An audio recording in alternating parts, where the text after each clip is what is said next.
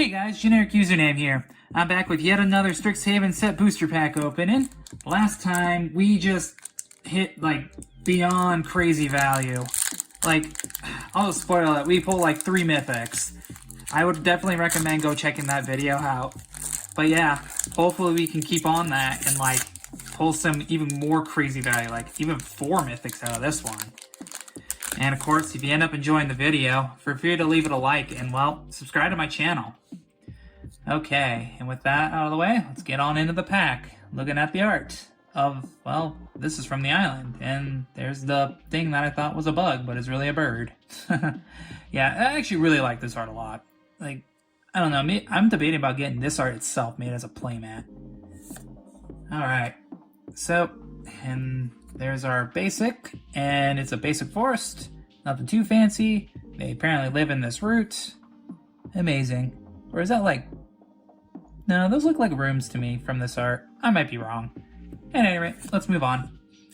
Alright, so the first card we have here is Spirit Summoning for 1 in double hybrid red-white. It's a sorcery lesson, and it says create a 3/2 red and white spirit creature token. Yep, 3 mana, get a 3/2. Pretty good.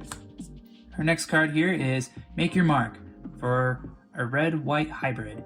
It's an instant that says target creature gets +1/0 until end of turn. When that creature dies this turn, create a 3/2 red and white spirit creature token. Cool. And then our next card here is Relic Sloth for 3, a red, and a white. It is a creature beast, has vigilance, and has menace. It is a 4/4. So the fact that it has menace and vigilance is good. It's hard to block, and it can block again. And it's a 4/4 beater, so yeah, reminds me of another creature that's hard to block and has vigilance. And its name is Sarah Angel. Alright, moving on, we have Illustrious Historian for a single red and a 1. It's a creature, human shaman, and says pay 5, exile Illustrious Historian from your graveyard, create a tapped 3/2 red and white spirit creature token. And it's a 2/1.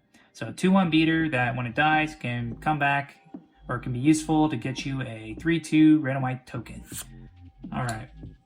Alright, so our next card here is Excavated Wall for 1 mana. It's an artifact creature wall, has defender, and it says pay 1, tap to mill a card. And it's a 0/4. Yep, steel wall that can mill cards. Yippee. Alright, and now we have Lorehold Excavation for a red and a white. It is an enchantment that says at the beginning of your end step, mill a card.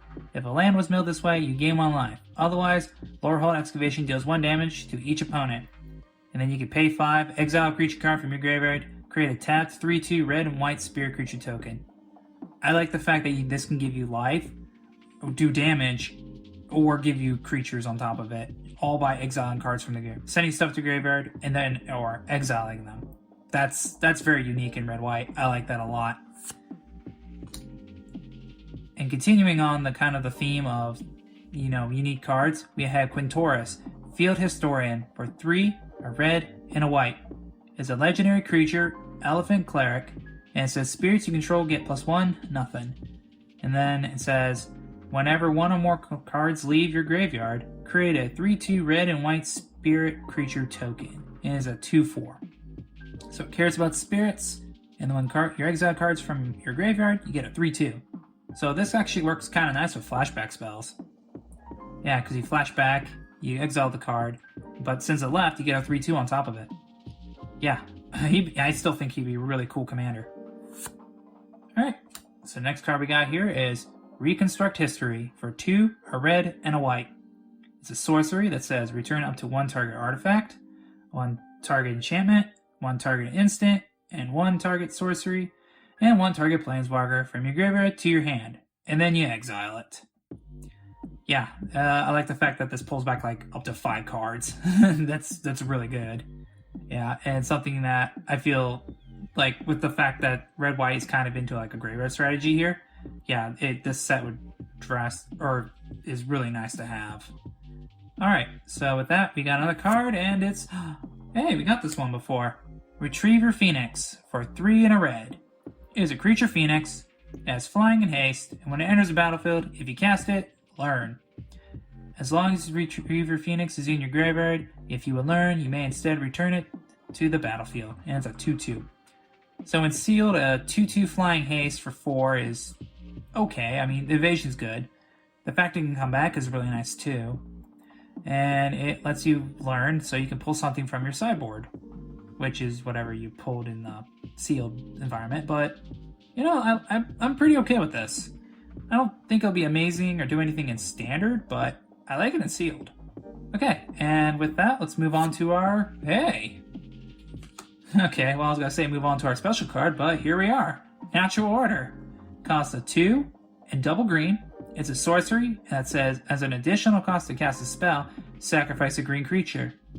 Search your library for a green creature card, put it on the battlefield, then shuffle.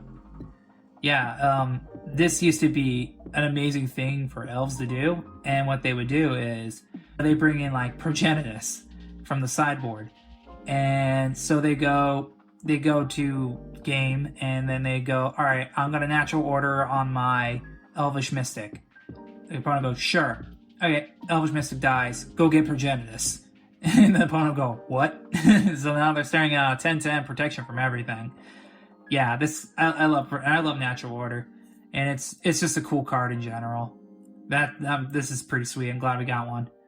And finally, we got our foil, and it's Mage Hunter's Onslaught for 2 and double black. It's a sorcery that says destroy target creature or planeswalker. Whenever a creature blocks its turn, its control loses 1 life. Wow, I like the little skittering guys there. They look like Eldrazi, kinda, sorta. But anyways, yeah, it's just a good old piece of removal. I like the fact it hits both creatures and planeswalkers. And yeah, I wish if it was instant speed, this would be gross with that ability, but I mean, it's still nice because it forces your opponent, it deters your opponents from blocking if you're swinging wide. And our last card is not a secret lair, but oh, it's the Blood Avatar itself. Cool. Yeah, considering we just pulled the Blood Avatar recently, yeah, I'm pretty happy to have the Avatar token now. Okay. And with that, that's everything for this pack.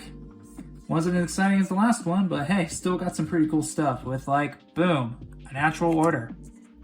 And a Retriever Phoenix. Yeah. Okay, so like I said, that's everything I have for you guys today.